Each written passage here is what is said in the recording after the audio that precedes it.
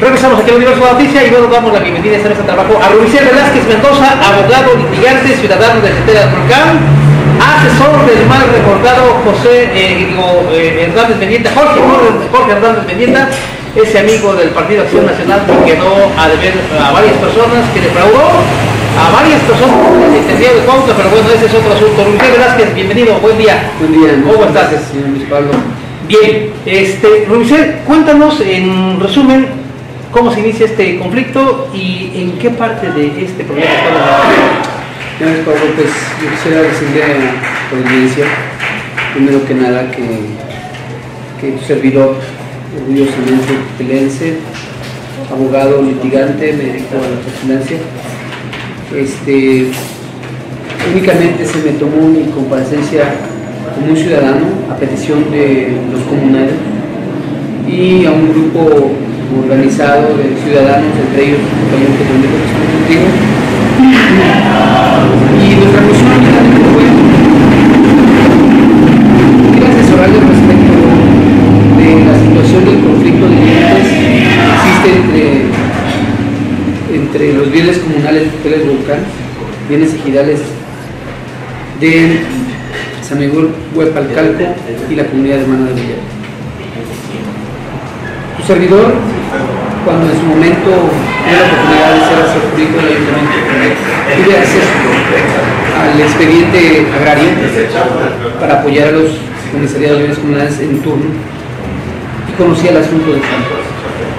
Debo decirles una cosa importante.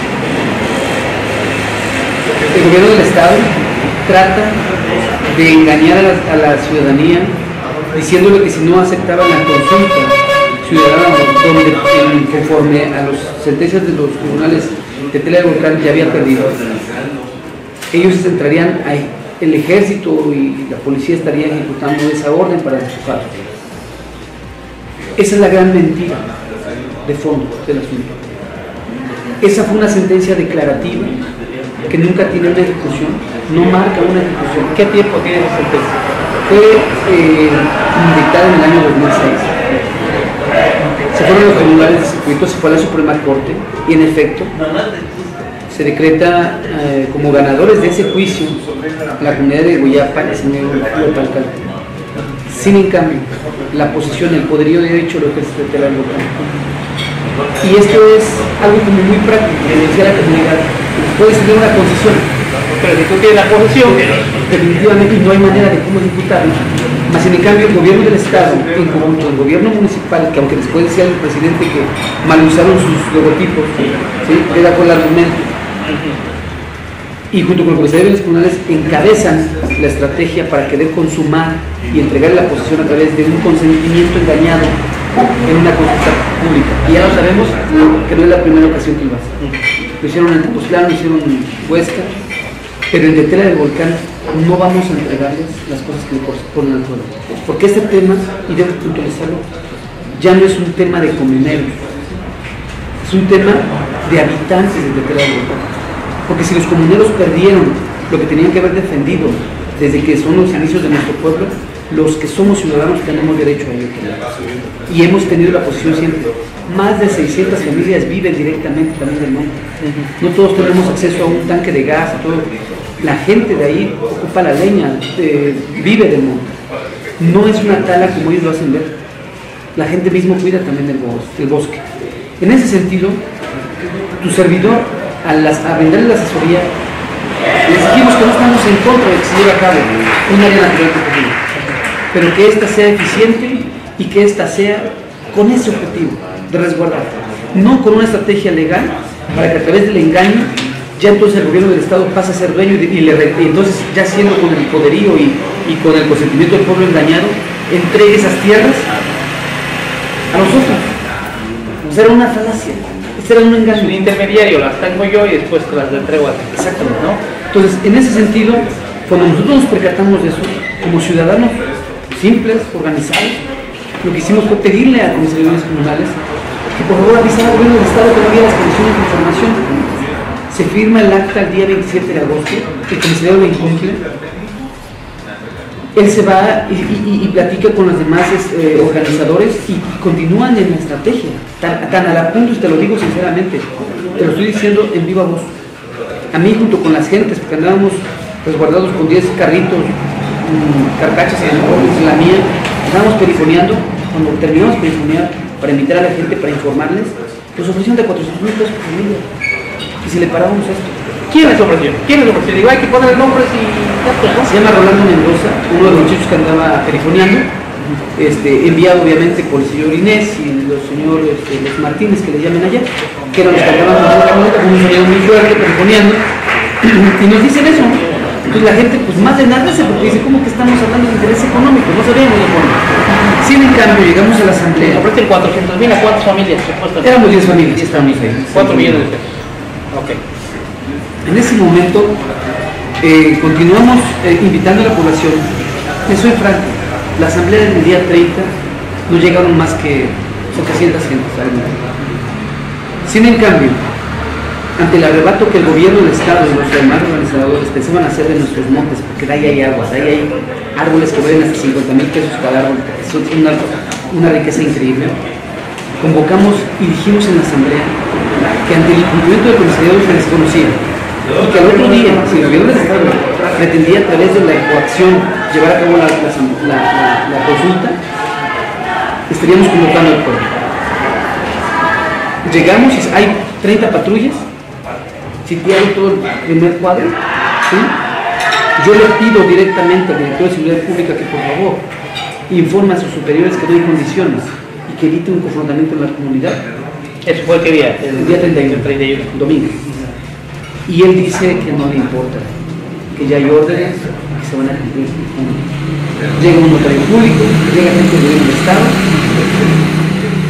y permanecían ahí. Sin en cambio, jóvenes, desconozco sus nombres, se trepan al convento de San Juan, tocan las campanas, llega la gente y evitamos que se consume ese acto furtivo del gobierno cuando pensaban arrebatar mediante engaños los montes de nuestro pueblo. No hay control.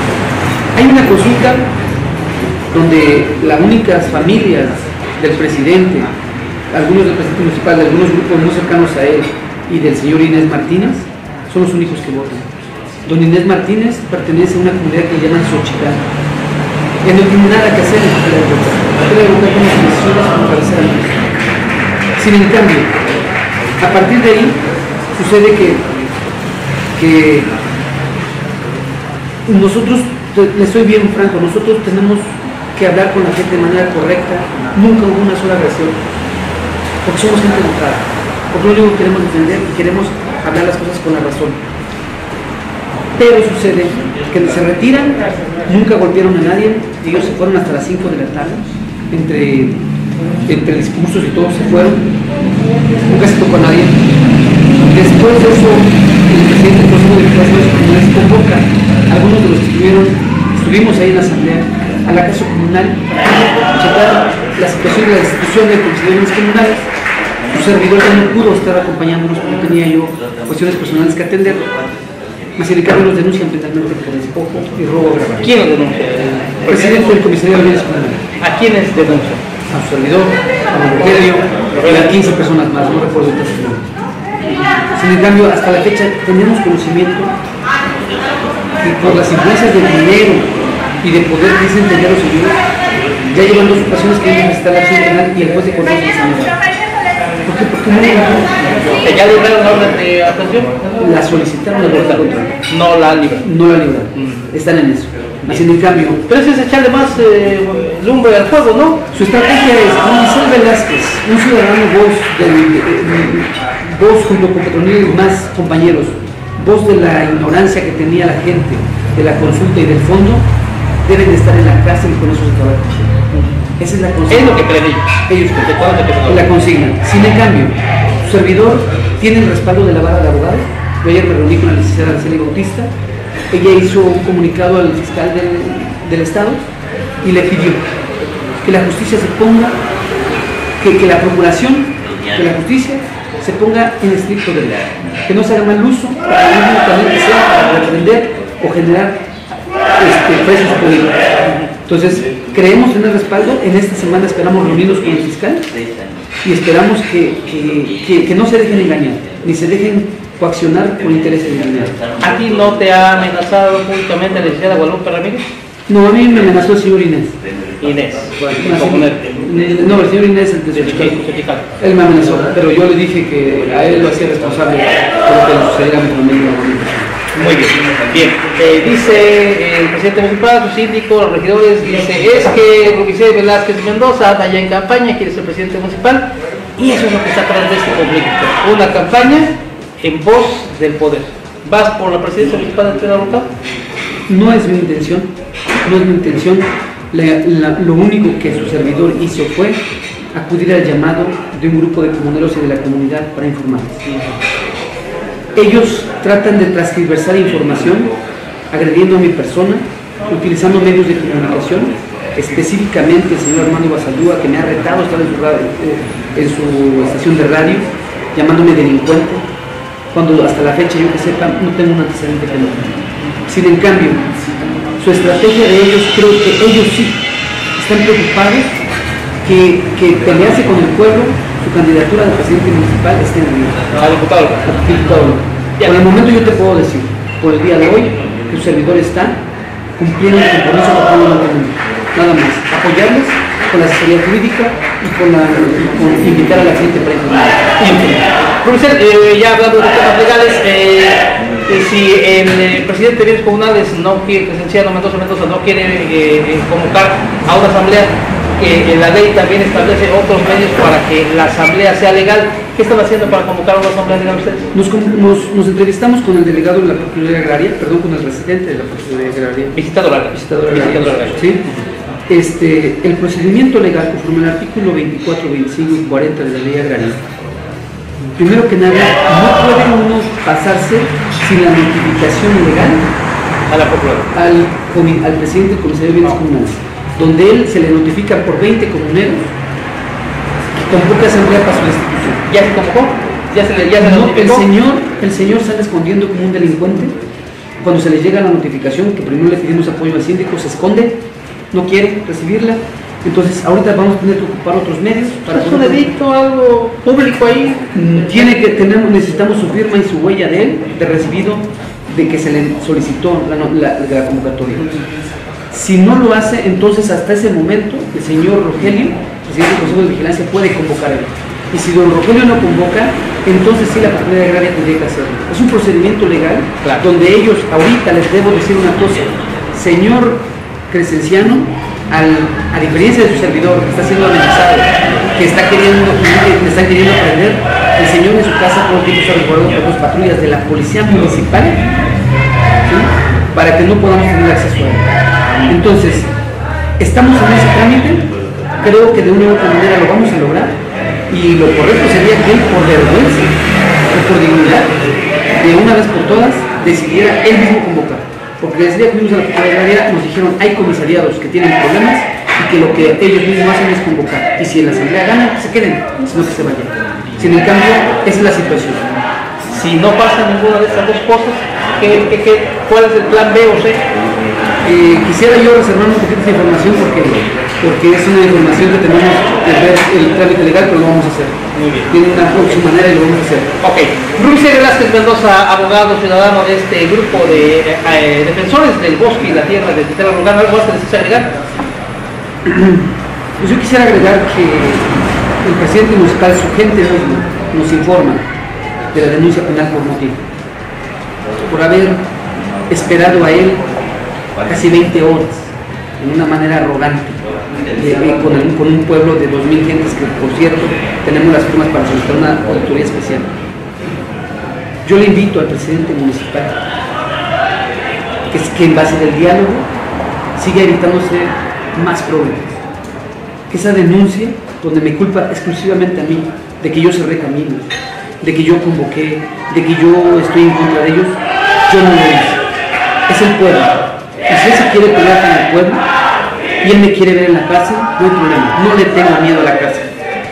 Pero estoy seguro que si la justicia aplica la ley como debe de ser, no va a pasar nada.